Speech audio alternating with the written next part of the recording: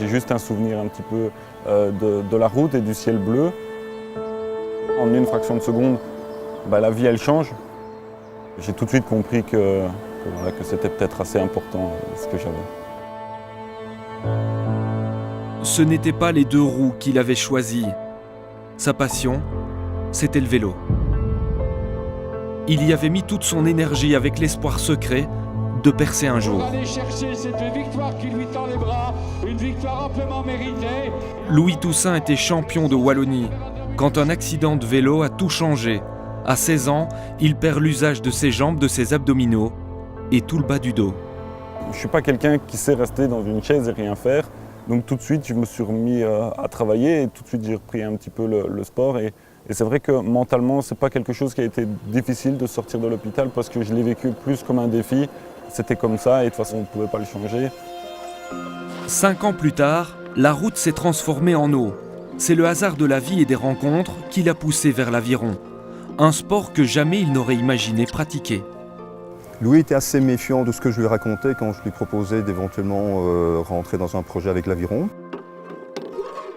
Vu de l'extérieur, ce n'est pas quelque chose qui me plaisait. Je me disais, c'est peut-être un peu chiant, tu peux aller que tout droit, quoi.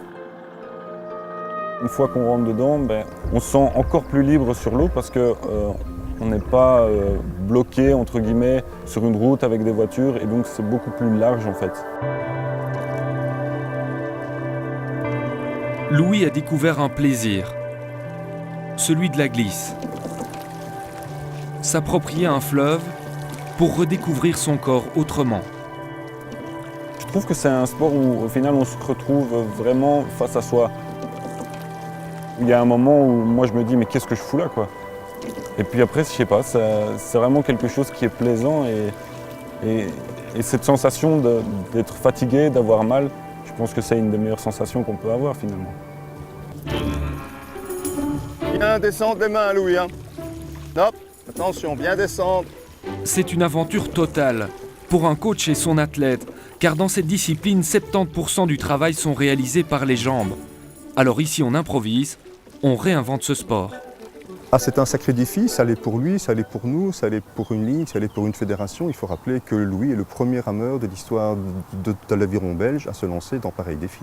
Voilà, hop, attention, bien descendre. En à peine 7 mois, Louis a réussi le pari insensé de se qualifier pour les championnats du monde.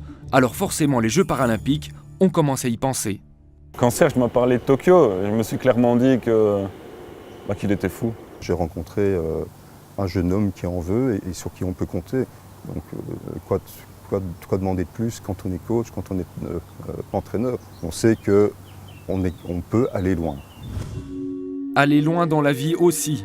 Louis est fraîchement diplômé d'une école de communication. Et son ambition, c'est de devenir journaliste. C'est vraiment quelque chose dans lequel je me sens bien parce que j'aime raconter des histoires de vie, j'aime partager, peut-être pas de l'information brute à la base, mais partager des reportages, des choses comme ça, je trouve ça vraiment très intéressant. Son parcours l'a fait grandir plus vite. Cette confrontation avec lui-même lui a ouvert des portes. Cet accident, il m'a tout appris. Tout le monde peut reprendre goût à la vie, tout le monde peut avancer et tout le monde peut vivre avec ses possibilités et avec ce qu'il reste. Donc voilà, il faut vivre avec ce qu'on a et pas se poser de questions sur ce qu'on n'a plus. Si jamais je pouvais revenir en arrière, je sais pas, ça se discuterait.